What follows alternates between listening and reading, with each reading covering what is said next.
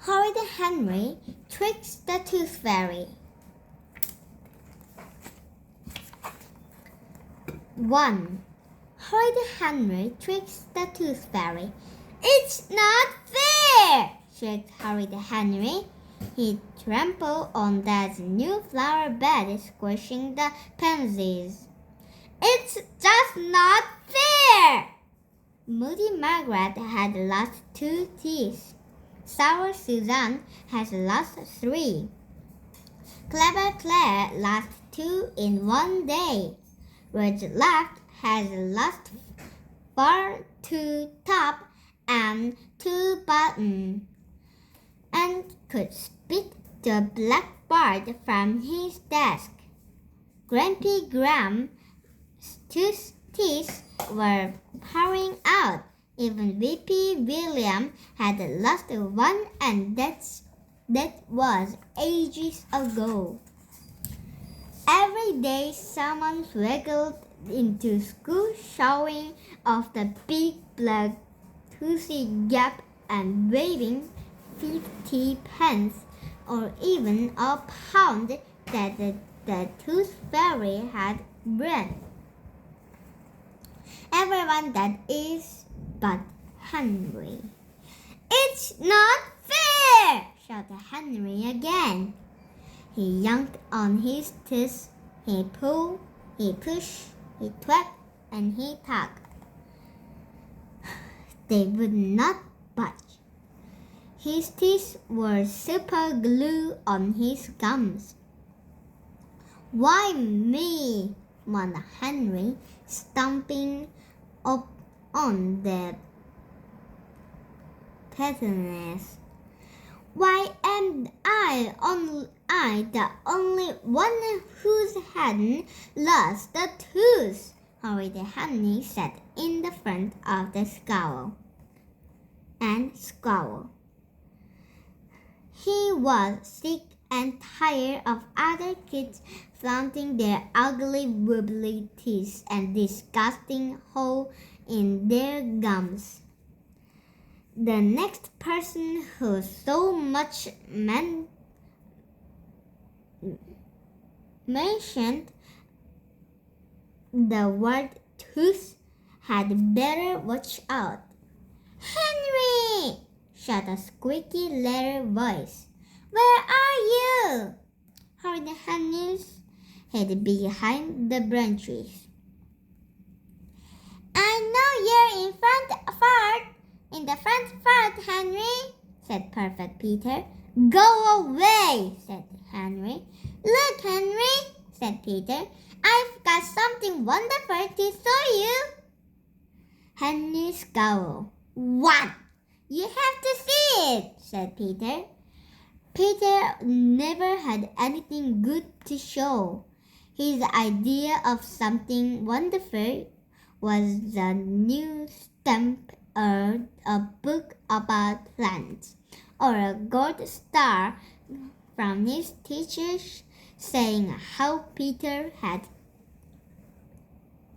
perfect had he'd been.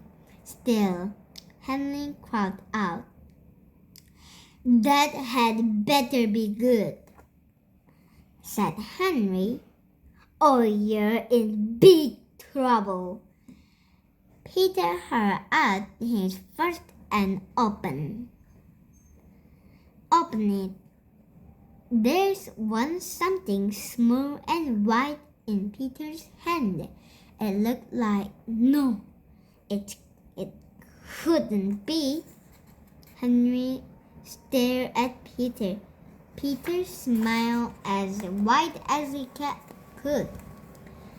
Henry's jaw dropped. This was impossible. His eyes must be playing trick on him. Henry blinked. Then he blinked again. His eyes were not playing tricks.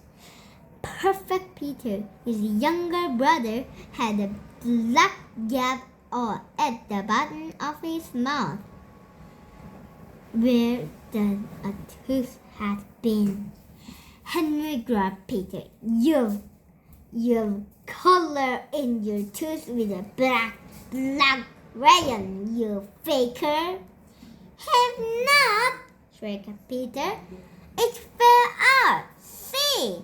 Peter proudly poked his finger through that hole in the mouth. It was true. Perfect Peter had lost a tooth. Henry felt as if a fist had slammed into his stomach. Told you, said Peter, smiled again at Henry. Henry could not bear to look at Peter's gapy teeth a second longer. This was the worst thing that had ever happened to him. I hate you! Shrieked Henry. He was a volcano pouring hot melted lava onto the puny human foolish enough to get in his way. Ah! Screeched Peter, dropping the tooth. Henry groping. Ah! Yelled Peter. Give me back my tooth! Stop being horrid, Henry! Shouted Mom. Henry dangled the tooth in front of Peter. Nay, nay, nay, nay, nay, jeered Henry. Perfect Peter burst into tears. Give me back my teeth! Screamed Peter. Mom ran into the garden. Give Peter the tooth this minute, said Mom. No, said Henry. Mom looked furious. She put out her hand. Give it to me right now. Henry dropped the tooth on the ground. There, said Horrid Henry. That's it, Henry, said Mom. No pudding tonight. Henry was too miserable to care. Peter scooped up his tooth. Look, Mom, said Peter. My big boy, said Mom, giving him a hug. How wonderful! I'm going to use my money from the Tooth Fairy to buy some stamps for my collection, said Peter. What a good idea, said Mom. Henry stuck out his tongue. Henry stuck out his tongue at me, said Peter. Stop it, Henry. Peter, keep the tooth safe for the Tooth Fairy. I will, said Peter. He clasped its fist tightly round the tooth. Henry sat in his front. If a tooth wasn't fell out, he would have to help it. But what to do? He could take a hammer and smash one out.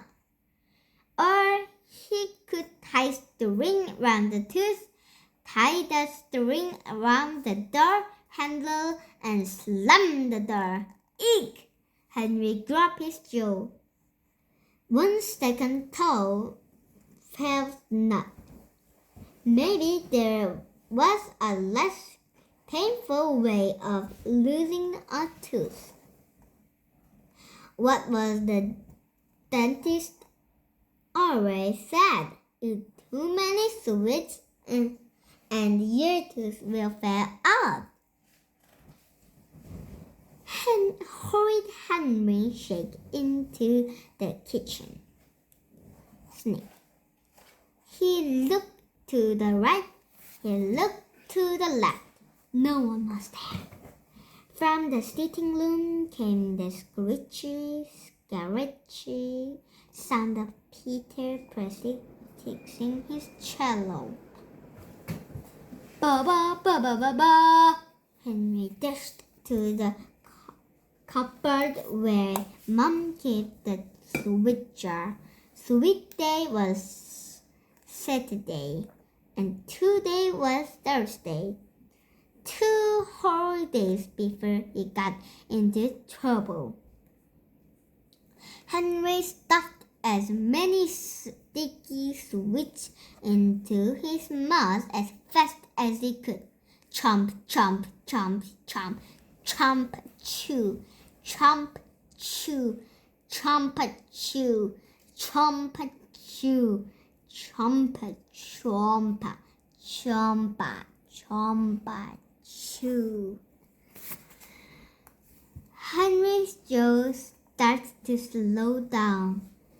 He'd put the last sticky toffee in his mouth and for his teeth to move up and down. Henry started to feel sick. His teeth felt even thicker. He wiggled them happily. After all the sugar one were sure to fall out, he could see all the comics he would buy with his hand already. Henry wiggled his teeth again and again. Nothing moved. Wretch, thought Henry. His mouth hurt, his gum hurt, his tummy hurt. What did the boy have to do to get a tooth? Then Henry had a wonderful, spectacular idea. It was so wonderful that he hugged himself. Why should Peter get a pound from the tooth fairy? Henry would get that pound, not him. And how simple he would trick the tooth fairy. The house was quiet. Henry tiptoed into Peter's room. There was Peter, sound asleep, a big smile on his face. Henry sneaked his hand under Peter's pillow and stirred the tooth. Tee-hee, said Henry. He tiptoed out of Peter's room and bumped into Mom. Ah! Shrieked Henry. Ah! Shrieked Mom. You scared me, said Henry. What are you doing? Said Mom. Nothing, said Henry. I thought I heard the noise in Peter's room and I went to check. Mom looked at Henry. Henry tried to look sweet. Go back to bed, Henry, said Mom. Henry scampered to his room and put the tooth under his pillow. Phew. That was a close call. Henry smiled.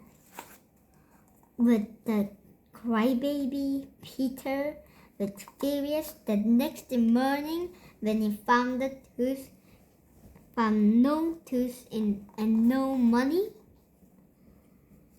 Henry woke up, felt under the pillow. His tooth was gone. Hooray, thought Henry. Now for the money. Henry scratched under the pillow. Henry scratched on top of the pillow. He scratched under the covers, under Teddy, under the bed. Everywhere there was no money. Henry heard Peter's footsteps pounding down the hall. Mom! Dad! Look! said Peter. A whole pound from the tooth fairy. Great, said Mom. Wonderful, said Dad. What? What? said Henry. Shall I share with you, Mom? said Peter. Thank you, darling Peter. But no thanks, said Mom. It's for you. I'll have it, said Henry. There were lots of comics I want to buy. and some. No, said Peter, it's mine. Get your own tooth. Henry stared at his brother. Peter would never had tried to speak to him like that before. Horrid Henry pretended he was a pilot captain pushing the prisoner off the plane. Oh, shrieked Peter. Don't be horrid, Henry, Dad, said Dad. Henry decided to change the subject first. Mom, said Henry, how does the tooth fairy know who's lost a tooth? She looks under the pillow, said Mom. But how does she know whose pillow to look under? She just does, said Mom, by magic. But how? Said Henry. She sees the gap between your teeth, said Mom. Aha, said Henry. That's where it's gone wrong. The night Henry cut a small piece of black paper, read it, and covered over his two bottom teeth. He smiled at himself in the mirror. Perfect, said Henry. He smiled again. Then Henry stuck the pair of Dracula teeth under the pillow. He tied a string around the biggest tooth and tied the string to his finger. When the tooth fairy came, the string would pull on his finger and wake up. All right, tooth fairy, thought Henry. You think you're so smart? Find your way out of this one. The next morning was Saturday. Henry woke up and felt under his pillow. The string was still up to his finger, but the Dracula teeth were gone. In their place was something small and round. My pound coin! Cried Henry. He grabbed it. The pound coin was plastic. There must be a mistake, thought Henry. He checked under the pillow again, but there was. All he found was a solid piece of bright blue paper covered in stars. Henry opened it. There was tiny gold letters. Here it. Nice try, Henry. The tooth fairy. Wretch, Henry said. From downstairs came the sound of Mom shouting, Henry, get down here this minute. What now? Muttered Henry, having his heavy bone out of bed.